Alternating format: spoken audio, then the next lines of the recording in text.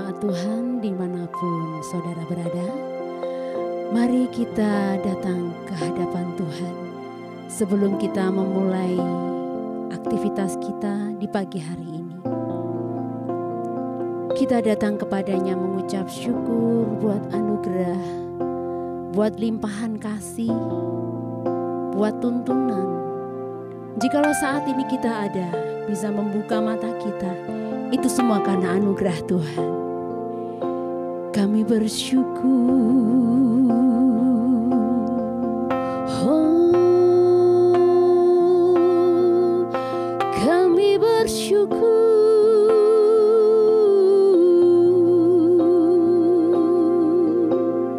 Terima kasih. Terima kasih ya Bapa. Kami bersyukur buat pagi hari ini ya Bapa Elohim Yahweh, Allah yang kami tinggikan, Allah yang kami sembah di dalam nama Tuhan kami Yesus Kristus. Jikalau saat ini kami masih bernafas, itu semua karena anugerah Tuhan. Di dalam setiap hembusan nafas kami, setiap detak jantung kami Tuhan, itu karena Engkau. Kami memerlukan Engkau. Kami membutuhkan Engkau Bapa. Terima kasih Bapa. Kau di hati kami. Kau di dalam setiap hembusan nafas kami. Mari jemaat Tuhan dimanapun kau berada, angkat suaramu kepadanya dan katakan, Kau di hatiku, Kau di pikiranku, dan bawaku ke tempat di mana Kau tinggal.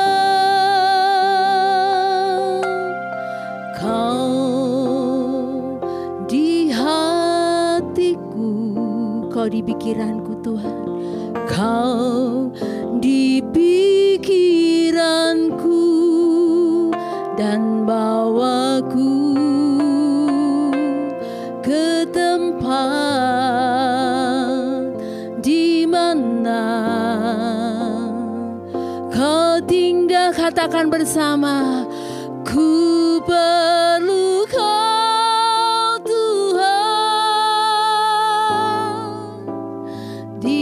setiap hidupku. Ku perlu Kau Tuhan di hidup kami Bapa. Di hidupku hanya Engkau Tuhan. Hanya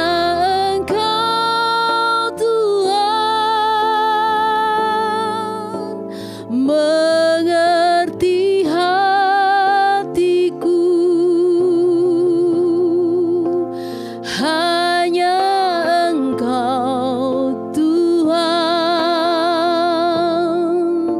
yang ku perlu. Sekali lagi katakan bersama, Kau di hati kami Tuhan, Kau di hatiku,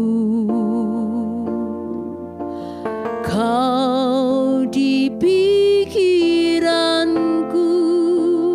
dan bawaku ke tempat di mana Kau tinggal. Kau di hati kami, Kau di hatiku, Kau di pikiranku, dan bawaku ke tempat di mana Kau tinggal bersama. Katakan, ku perlu Kau Tuhan. memerlukan Engkau Tuhan. Kami memerlukan Engkau Tuhan. Ku perlu Kau Tuhan di hidupku, di hidup, sebab hanya Engkau Tuhan yang mengerti hati kami. Hanya Engkau Tuhan mengerti hatiku. Hanya Engkau Tuhan yang kami perlukan, yang ku perlu hanya Engkau Tuhan. Hanya Engkau Tuhan, kami memerlukan Engkau, yang ku perlu. Katakan bersama, hanya Engkau Tuhan.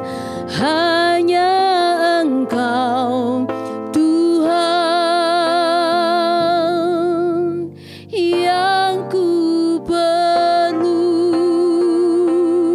Angkat suaramu memuji, bersyukur. Haleluya. Mari jemaat Tuhan dimanapun engkau berada, berikan penyembahan bagi Allah kita. Ucapkan syukur di hadapan Tuhan, sebab Dia yang layak. Kau yang layak terima pujian, Kau yang layak terima pengagungan. Engkau layak, kami sembah Engkau Bapa. Dalam setiap hembusan nafas kami memerlukan-Mu. Kami membutuhkan-Mu, sebab kami ada sebagaimana adanya karena cinta-Mu, karena kasih-Mu, anugerah-Mu bagi kami. Kami bersyukur. Terima kasih Tuhan. Engkau perlindungan kami Bapa, Engkau kubu pertahanan kami, Engkau menara keselamatan kami, Engkau Allah perlindungan kami, ya Bapakku. Allah yang kami sembah di dalam nama Tuhan Yesus, Allah yang rela mati bagi kami. Kami bersyukur, kami bersyukur Bapa. Engkau perlindungan dan kota benteng kami. Engkau yang melindungi kami dari setiap panah-panah api si jahat. Engkau yang melindungi kami dari setiap kuasa-kuasa gelap. Engkau yang melindungi kami dari setiap sakit, penyakit, mara bahaya dan musibah. Sungguh kami bersyukur. Kami punya Allah yang besar.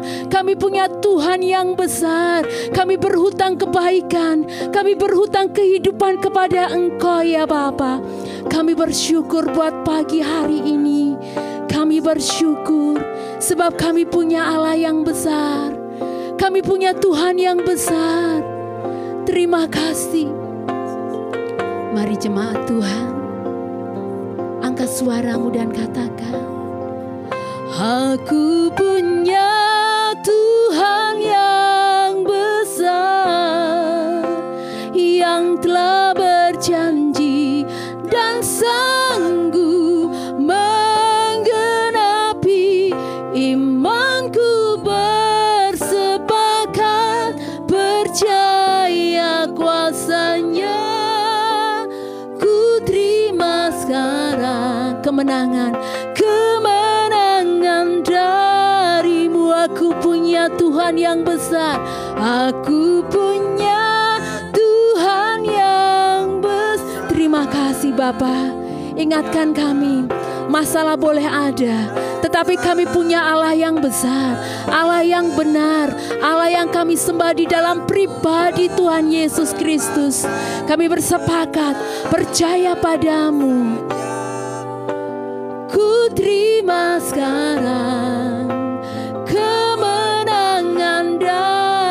Bangkitkan iman kita dan katakan, aku punya Tuhan yang besar, yang telah berjanji dan sanggup menggenapi. Imanku bersepakat percaya kuasa-Nya, ku terima sekarang kemenangan. Mari kita bersepakat bersama. Imanku bersepakat, imanku bersepakat percaya kuasa-Nya, ku terima sekarang kemenangan. Bangkitkan iman kita dan katakan, imanku bersepakat percaya kuasa-Nya, ku terima sekarang kemenangan darimu.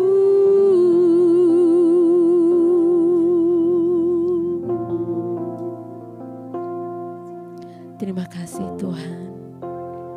Terima kasih, dalam nama Yesus kami berdoa. Amin. Terima kasih Bapa. Selamat pagi Tuhan Yesus. Sebentar kami mau mendengarkan firman-Mu Tuhan. Mari tutup bungkus hati kami Tuhan, untuk kami mendengarkan firman-Mu dengan baik, untuk kami bisa melakukannya firman-Mu dengan bijaksana. Tuhan urapi Tuhan hamba-Mu yang akan menyampaikan firman-Mu. Tuhan tutup bungkus dengan Roh Kudus-Mu Tuhan, sehingga apa yang disampaikannya Tuhan, semuanya hanya daripada-Mu saja. Ajar kami Tuhan sebagai pendengar firman yang baik. Ajar kami Tuhan untuk menghidupi firman-Mu, karena kami tahu Tuhan, kami hidup karena firman-Mu yang sudah menyelamatkan kami. Terima kasih Tuhan. Jika sebentar kami mau mendengarkan firman-Mu, biarkanlah Engkau membuka hati dan pikiran kami, untuk kami lebih bersungguh-sungguh lagi. Hanya di dalam nama Tuhan Yesus Kristus kami berdoa dan mengucap syukur. Amin. Shalom, Bapak Ibu pemirsa Tifara dimanapun berada. Mengucap syukur kalau pagi hari ini kita diberi kesempatan oleh Tuhan perpanjangan usia. Itu semata-mata oleh karena kasih kemurahan Tuhan yang berlaku buat kehidupan kita. Mari pagi hari ini kita akan sedikit mendengar apa yang menjadi isi hati Tuhan untuk kita renungkan bersama. Pagi hari ini bersama kita akan merenungkan firman Tuhan yang akan saya beri tema, bagi orang percaya kasih Tuhan itu nyata. Bersama kita akan membaca di dalam Yohanes pasal ke-11 ayatnya 5 dan ke-6. Yohanes 11 ayatnya 5 dan ke-6. Yohanes 11 ayat ke-5. Yesus memang mengasihi Marta dan kakaknya dan Lazarus. Yohanes 11 ayat yang ke-6. Namun setelah didengarnya bahwa Lazarus sakit, ia sengaja tinggal 2 hari lagi di tempat di mana ia berada. Puji nama Tuhan.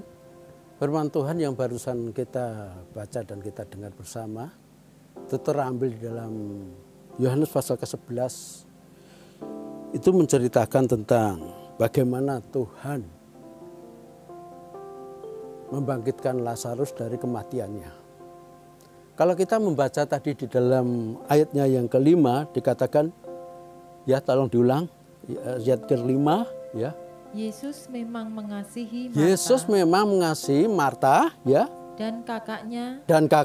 Dan Lazarus. Dan Lazarus. Kalau Tuhan menyatakan Yesus mengasihi Marta dan kakaknya dan Lazarus, itu bukan secara kebetulan atau secara tiba-tiba. Tentu ada kurun waktu terjalin hubungan antara Yesus dan saudara bersaudara ini. Kita mau melihat dulu bagaimana sejauh mana sampai Tuhan itu mengasihi Marta dan kakaknya dan Lazarus. Kita akan melihat di dalam Lukas pasal ke-9. Lukas pasalnya yang ke-9.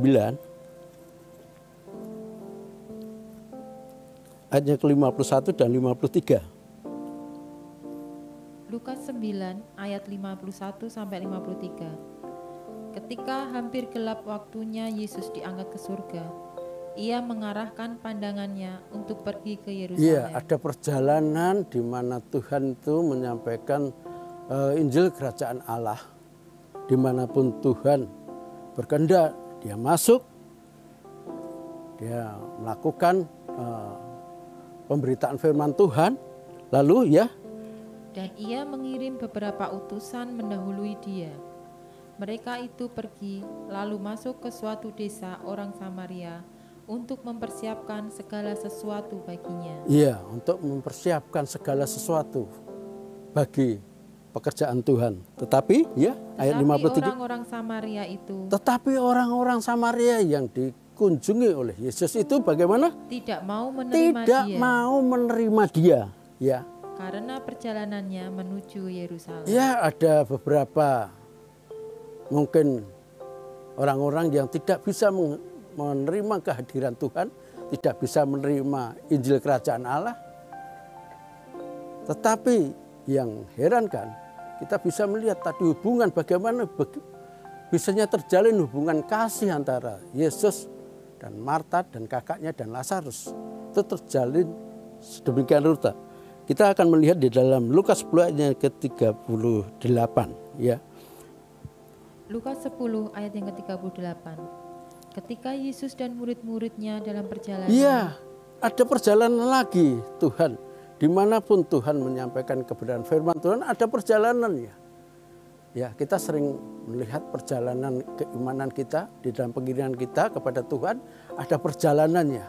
Demikian Tuhan, dia ada perjalanannya untuk menyampaikan kebenaran firman Tuhan. Terus tibalah ia di sebuah kampung. Tibalah dia sebuah kampung. Terus seorang perempuan yang bernama Marta. Seorang perempuan yang bernama Marta, ya, menerima dia di rumahnya. Menerima dia di rumahnya. Kalau orang-orang Samaria tadi tidak bisa menerima kehadiran Tuhan, tapi mengherankan saat ini, Maria menerima kehadiran Tuhan, bahkan secara pribadi di rumahnya. Jadi tidak mengherankan tadi ketika Yohanes, di dalam Yohanes 11 ayat 5 dikatakan Yesus memang mengasihi Marta dan kakaknya dan Lazarus, tidak mengherankan karena sudah terjalin sedemikian rupa hubungan keluarga saudara bersaudara ini dengan Tuhan. Tidak mengherankan. Tetapi yang menjadi pertanyaan adalah, kalau Tuhan benar-benar mengasihi kita, ya, kalau benar-benar Tuhan itu mengasihi Marta dan kakaknya dan Lazarus, kenapa ayat Yohanes 11 ayat ke-6 kita ulang aja, ya, Yohanes 11 ayat ke-6 atau diulang ayat 5 dan 6, ya. Yohanes 11 ayat yang ke-5. Ya. Yesus memang mengasihi Marta dan kakaknya dan Lazarus. Yesus memang mengasihi Marta dan kakaknya dan Lazarus. Ini perwujudan kasih Tuhan kepada saudara bersaudara ini. Terus Yohanes 11 ayat yang ke-6. Namun setelah didengarnya bahwa Lazarus sakit. Namun ketika Tuhan mendengar kabar bahwa Lazarus itu sakit, ia sengaja tinggal 2 hari lagi. Ya. Tadi ayat 5 dikatakan Tuhan mengasihi. Tetapi kalau mengasihi, kenapa Tuhan tega membiarkan dia sengaja tinggal, tidak segera menolong Lazarus yang dalam keadaan sakit? Kita kadang-kadang melihat kasih Tuhan itu identik hanya dengan persoalan berkat, pertolongan, perlindungan, ya, dan bahkan mujizat-mujizat yang kita sama. Itu bukti kasih. Tetapi kita kadang-kadang lupa. Ya, kadang-kadang lupa. Karena firman Tuhan sangat banyak sekali sehingga kita lupa mungkin. Ya. Di dalam Wahyu pasal ketiga itu dijelaskan ada bentuk lain kasih Tuhan itu buat umat Tuhan pada umumnya. Yuk kita melihat Wahyu pasal ketiga ayatnya yang ke-19. Wahyu pasal yang ketiga ayat ke-19. Barang siapa ku kasihi. Barang siapa ku kasihi, seperti tadi keluarga di Betania ketika Tuhan mengunjungi Betania, dia diterima di rumahnya. Barang siapa ya, di dalam Yohanes 11 ayat ke-5 dikatakan Tuhan memang mengasihi Marta, Maria dan mengasihi.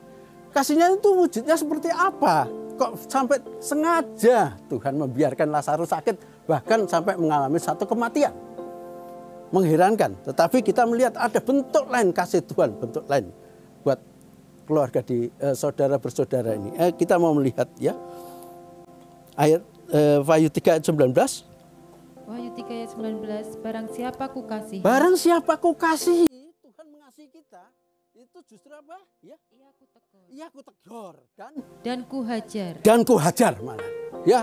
Sebab itu relakanlah hatimu. Sebab itu relakan hatimu dan bertobatlah. Bertobatlah. Itu bentuk kasih Tuhan yang nyata itu sebenarnya.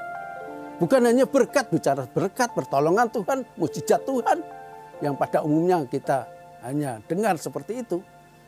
Tetapi kita lupa bahwa bentuk kasih Tuhan yang lain adalah suatu teguran firman Tuhan dan suatu hajaran. Faktanya di mana? Kita bisa melihat ketika di dalam Yohanes pasal ke 10, Yohanes pasal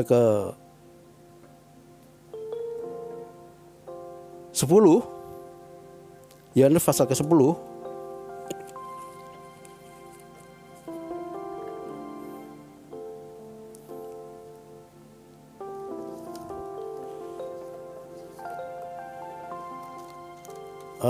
atau kita baca di dalam Lukas pasal ke 10 dulu, Lukas 10. Lukas 10 ayatnya yang ke-40 mulai. Lukas 10 ayat yang 40. Lukas 10 ayat ke-40 sampai 42 ya. Sedang Marta sibuk sekali melayani. Sedang Marta itu ketika dia terima Tuhan, dia sibuk sekali melayani Tuhan dengan kesibukan macam-macam. Terus ia mendekati Yesus dan berkata. Tuhan, tidakkah engkau peduli bahwa saudaraku membiarkan aku melayani seorang diri? Ya, terus? Suruhlah dia membantu aku. Ayat 41. Tetapi Tuhan menjawab. Tetapi Tuhan menegur. Firman Tuhan katakan, barang siapa ku kasih, ya ku tegur dan ku hajar. Tuhan tegur lewat firman-Nya. Apa itu? Ya, tolong diulang. Tetapi Tuhan katakan. Tetapi Tuhan menjawab, ya? Marta. Terus? Engkau khawatir dan menyusahkan. Engkau terlalu khawatir dan menyusahkan dengan banyak perkara. Banyak perkara. Terus? Tetapi hanya satu saja yang perlu. Apa itu? Maria telah memilih bagian yang terbaik. Ya. Yang tidak akan diambil dari Tuhan mengasihi umatnya. Bentuk kasih Tuhan apa? Ditegur oleh firman Tuhan. Seringkali kita lupa bahwa teguran itu juga bentuk kasih Tuhan. Dan hajaran itu juga bentuk Tuhan. Siapa yang diajar? Dalam hal ini Lazarus. Diajar lewat apa? Pengalaman-pengalaman hidupnya. Dia mengalami kesakitan bahkan sampai pada kematian. Tuhan hajar itu. Itu bentuk kasih Tuhan. Seringkali kita lupa. Kita hanya berbicara tentang mujizat, pertolongan Tuhan, pelindungan Tuhan. Tapi kita lupa bahwa Tuhan mendidik gitu lewat teguran dan ajaran itu. Itu bentuk kasih Tuhan yang nyata itu sebenarnya. Lupa tuh. Umat manusia seringkali hanya bicara tentang berkat Tuhan, mujizat Tuhan, ya, pertolongan Tuhan. Tetapi bentuk lain adalah barang siapa aku rasa, ya tegur dan gue hajar. Ya. Kadang-kadang kita melihat satu teguran Tuhan, satu hajaran Tuhan. Kita juga hanya terfokus kepada persoalan yang kita hadapi. Kita lupa begitu banyak janji-janji Tuhan untuk perlindungan kehidupan kita. Ya. Sebenarnya Lazarus sebelum meninggal, sebelum sengaja Tuhan menyatakan dia sengaja tinggal, ada janji Tuhan yang sudah dinyatakan sebenarnya. Tetapi itu lupa. Ya, kita mau melihat Yohanes pasalnya yang ke-11. Ayatnya 3 dan 4. Yohanes 11 ayat 3 dan 4. Yohanes 11 ayat 3 dan 4. Dan Lazarus yang sakit itu adalah saudaranya. Kedua perempuan itu mengirim kabar kepada Yesus. Tuhan, dia yang engkau kasihi sakit. Ini Tuhan. Lazarus yang engkau kasihi. Ayat 5 tadi katakan Yesus mengasihi Marta dan kakaknya dan Lazarus. Ini Tuhan yang engkau kasihi sakit. Tetapi Tuhan sengaja Tapi sebelum itu Tuhan sudah menyatakan janjinya. Apa itu janjinya? Kita mau melihat. Ketika Yesus mendengar kabar itu, ia berkata, ia berfirman. Apa firman itu? penyakit itu tidak akan membawa kematian. Penyakit itu tidak akan membawa kematian. Tetapi akan menyatakan kemuliaan Allah. Tetapi akan menyatakan kemuliaan Allah. Terus? Sebab oleh penyakit itu, anak Allah akan dipermuliakan. Anak Allah akan dimuliakan. Saudara-saudara yang terkasih di dalam Tuhan. Kita hanya kadang-kadang melihat satu pergumulan hidup itu. Hanya terfokus pada persoalan ini. Kita lupa dengan janji-janji Tuhan. Banyak sekali janji-janji Tuhan yang kita mau lihat saat ini. Kalau kita melihat di dalam Ibrani 13 ayat 5. Jelas dikatakan Allah berfirman bahwa aku sekali-sekali tidak akan membiarkan engkau dan sekali-sekali aku tidak akan meninggalkan. Itu pernyataan Tuhan diulang sampai 2 kali. Dan itu jelas sekali. Seringkali kita lupa dengan hal-hal demikian. Kita hanya terfokus pada permasalahan kita, bagaimana cara memecahkan permasalahan itu. Bahkan kita kecewa dengan permasalahan itu.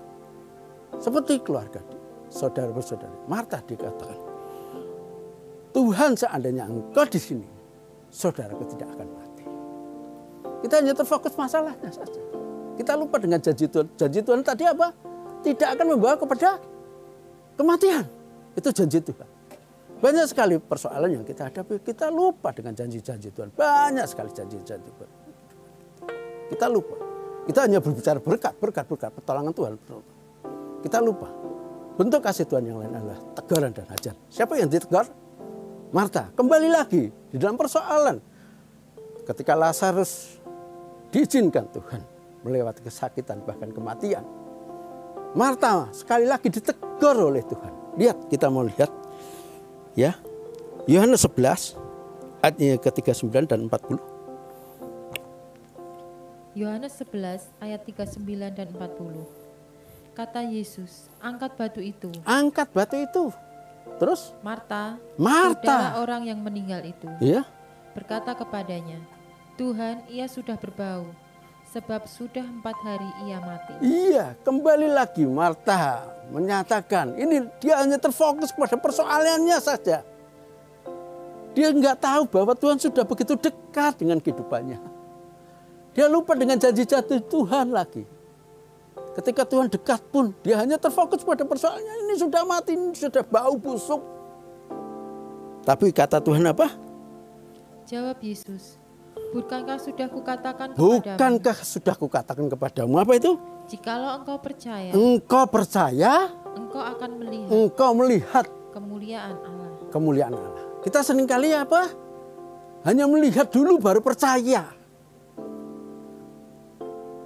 Persoalan-persoalan yang kita hadapi, oh aku percaya sama Tuhan ketika kita ditolong Tuhan. Kita bisa bersaksi Tuhan ketika kita ditolong Tuhan.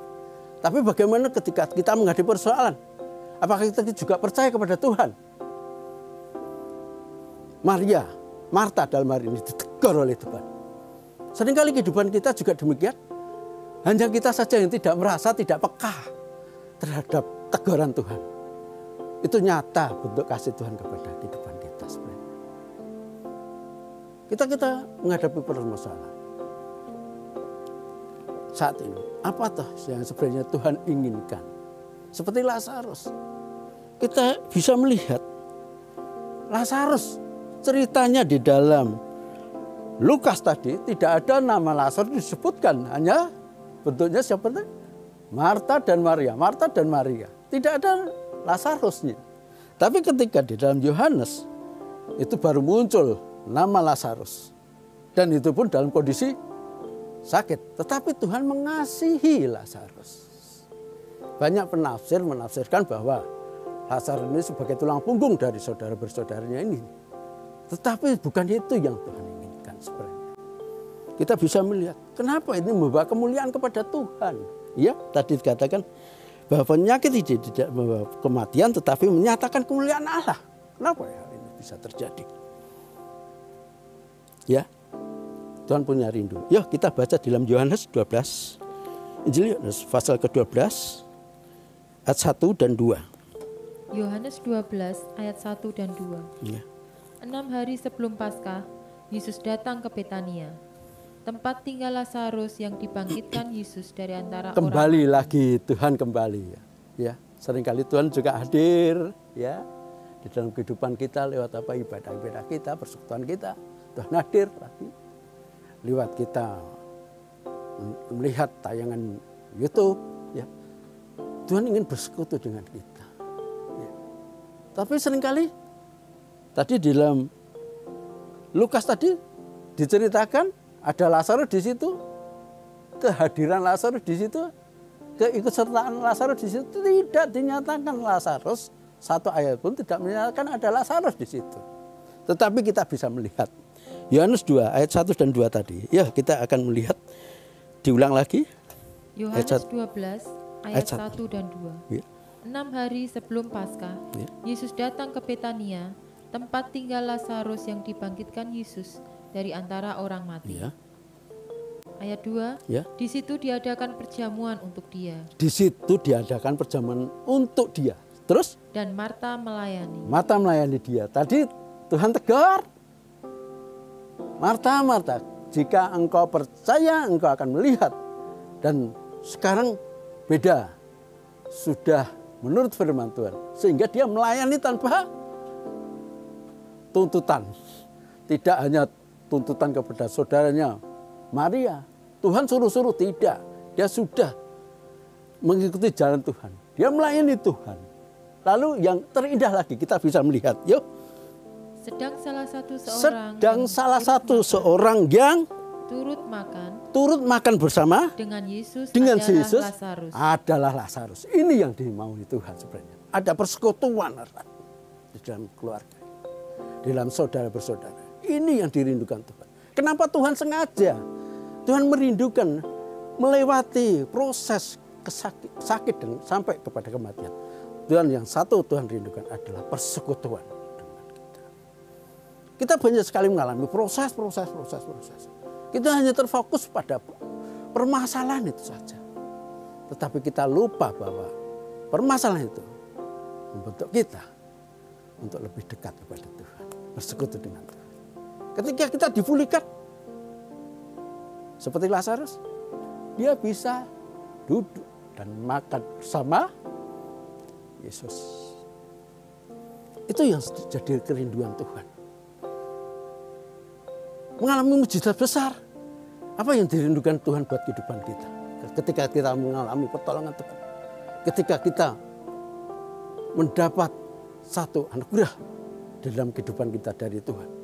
Adalah bersekutu dengan Tuhan. Itu kerinduan Tuhan. Melayani Tuhan itu kerinduan Tuhan. Itu bentuk kasih Tuhan yang nyata buat kehidupan kita. Pagi hari ini, mungkin lewat firman yang kita dengar pagi hari ini, itu merupakan satu teguran, mungkin kita ditegur oleh Tuhan. Atau mungkin pagi hari ini kita mengalami hal-hal yang sebenarnya tidak yang rasanya nggak pas buat kehidupan kita. Kita mengalami sakit, kita mengalami persoalan, berbagai macam persoalan hidup.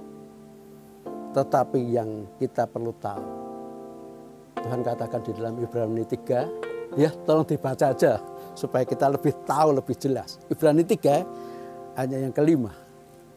Saya teringat itu. Ibrani 3 ayat yang kelima, ya.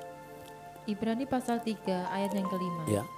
Dan Musa memang setia dalam segenap rumah Allah sebagai pelayanan untuk memberi kesaksian tentang apa yang akan diberitakan kemudian. Ya. Ibrani 13,